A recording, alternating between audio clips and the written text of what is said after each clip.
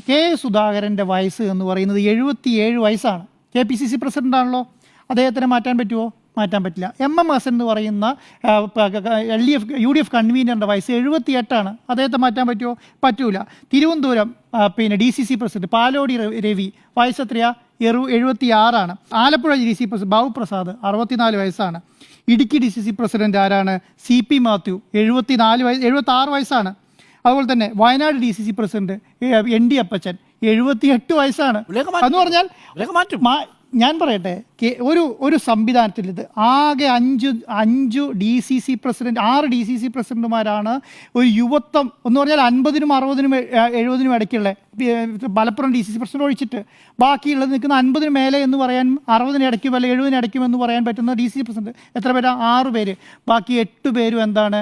ഒരു സ്ഥലത്ത് നിന്ന് മറ്റേ സ്ഥലത്തേക്ക് പോയി ചർച്ച നടത്തി തീരുമാനമാക്കി തിരിച്ചു വരാൻ പറ്റാൻ കഴിവില്ലാത്ത DCC പ്രസിഡന്റ്. അവരെ പോലും ഈ സമയം വരെ മാറ്റാൻ പറ്റിയിട്ടില്ല. ഇനി രണ്ടാമത്തെ കാര്യം എന്താണ്? രണ്ടാമത്തെ കാര്യം എന്ന് പറയുന്നത് 38ാമത്തെ വയസ്സിൽ AK ആന്റണി മുഖ്യമന്ത്രിയായ സ്ഥലമാണ് കേരളം. 38ാമത്തെ വയസ്സിൽ യുവത്വം തുളുമ്പുന്ന AK ആന്റണി കേരളത്തിന് മുഖ്യമന്ത്രിയായ സ്ഥലമാണ്. അത് കണ്ടു മനസ്സിലാക്കാൻ പോലുള്ള ബോധവും ആ പ്രാപ്തി ഇന്നത്തെ കോൺഗ്രസ് നേതാക്കന്മാർക്കില്ല എന്നുള്ളതാണ്. എന്തുകൊണ്ടാണ്? ഇവരുടെ തമ്മിലടി കൊണ്ടല്ലേ.